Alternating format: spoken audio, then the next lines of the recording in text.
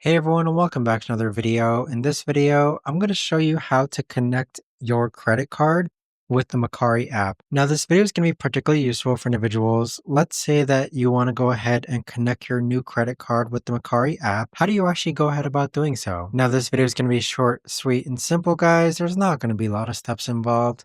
Now, in order to do this, what you're first going to do is log on to Mercari. Next, you want to go ahead and click on the bottom right hand corner where it says profile. Then afterwards, go ahead and click on settings. Next, click on my payment methods. And then this is where you could actually go ahead and connect your credit card with the Mercari app. So click on add new card and then enter your card number, expiration, CVV, and billing info.